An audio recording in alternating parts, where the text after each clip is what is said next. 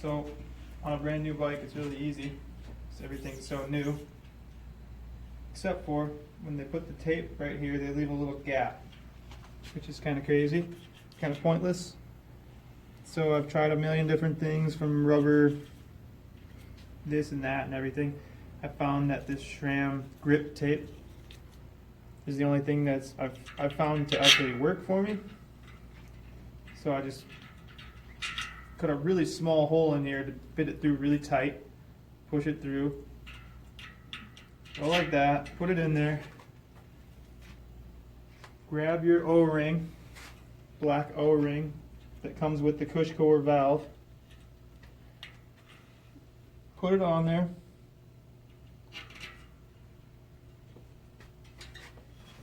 kind of push this down just a little but not too tight, because you just want it tight enough to seal.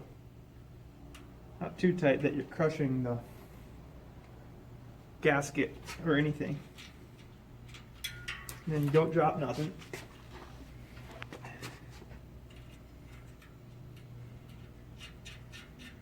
Spin it on. Tighten it up. Like I said, snug. Pretty tight. Push down. Not too tight. Kind of enough. And then, so there you go with that. Then, I'm going to put the actual Cushcore on. This can be kind of a challenge. You want this to be, you know, in the gap here so that when you put the fluid in, it goes in nicely through these holes on the valve here. You put the stands in. You kind of put that on there like that. It's going to take two people sometimes because it's, you know, I'm just going to use my muscles. We'll see what happens. But it takes a little bit of stretching, and we're good there because it's going to come through the hole nicely.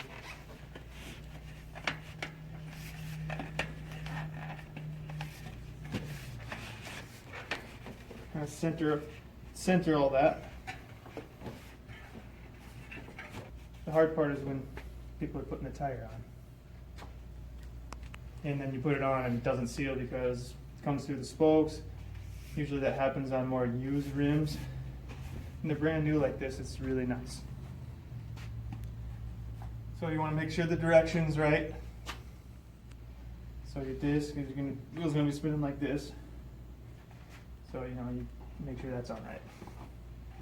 Then you're going to put the tire around the outside of everything, outside of the rim. This can be kind of, again, kind of muscle it a little bit. It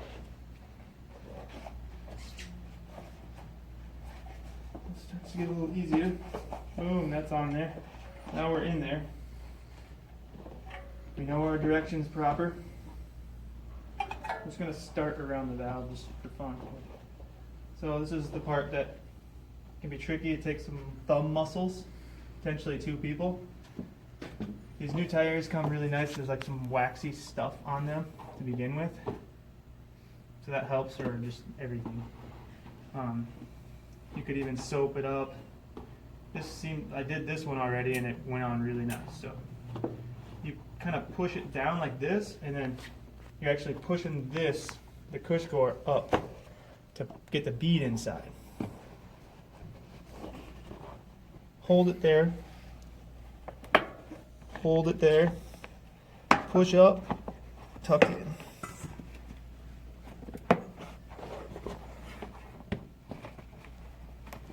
Push up, tuck in.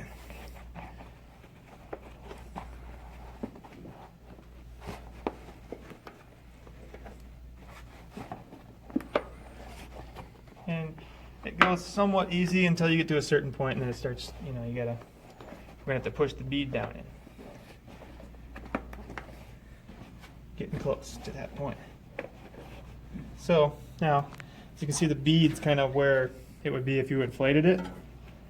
So if you just, again, push the Cushcore up, and then you slide it, the bead in towards the center of the rim.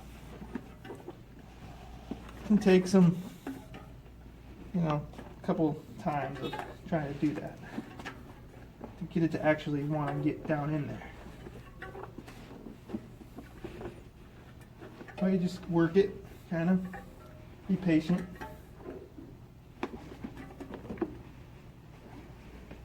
Then you're ready to kind of push up and tuck in some more. This is where two people can be very handy. If it's not going in easy, it's because the feed just doesn't want to go down in. So you got to make it go down in there. The tighter it is here, the more it'll want to stay in there too.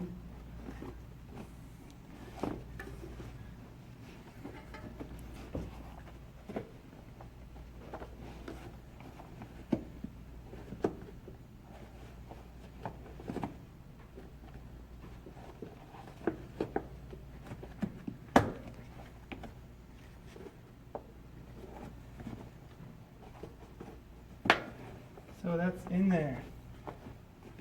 Awesome.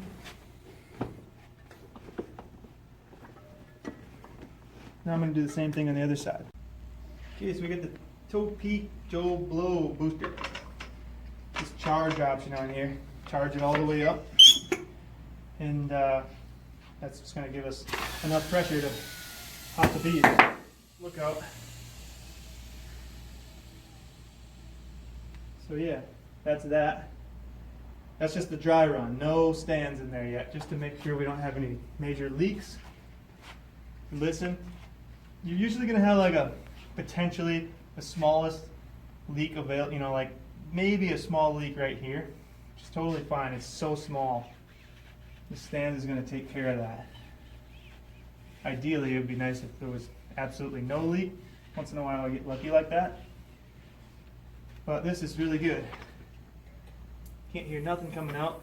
On used rims and beat up old rims with old rim tape, you got to retape it because you're going to get air through the spokes 90% of the time. So wipe off all my, and I soapy water. I doused it in soapy water, of course, before I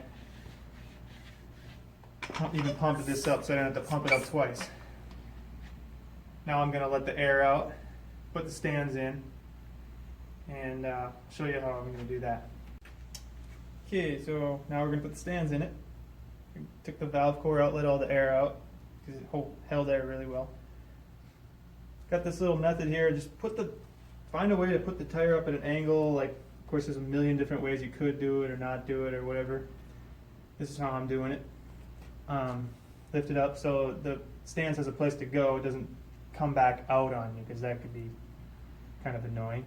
And then you get a little bowl or something for the excess, something to set it on so that it doesn't go all the way to the floor and splash all over the place. Because for whatever reason, if you look at this, why in the world would stands not make a tube that fits over there perfectly? So what I do is grab just a valve, nut to hold the valve, tighten up the valve. Just barely put it on there. This one's even got like a little bevel on it so that it'll sit on there somewhat nice and almost make a seal. And so now I'll have Ben, who has the stands in his hand, he's going to hold it for me and suck it into there, tilt it down just a little. And I'm going to put 2 1/2 to 3/4 full of, 2 of these and another 3/4 of one of these, with these bigger 2.8s or 2.6s, so a little bit more would probably be fine. Something's going to spill out, of course,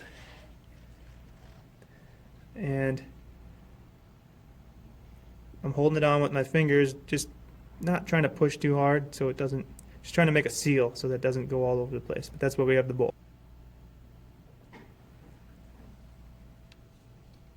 Same thing. Takes a little bit of finesse to hold it with this hand and then push it with this, so 2 people is always kind of handier. But if you're the type of guy who's likes a challenge, see, even my angle right now is almost not even enough. So, maybe a little bit more like this. That could be the positioning of the Cushcore on there. The last one didn't blow back out like this one is.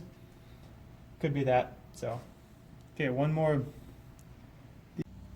Okay, got the valve core back in it, filled it up with air. I filled it up to about 25.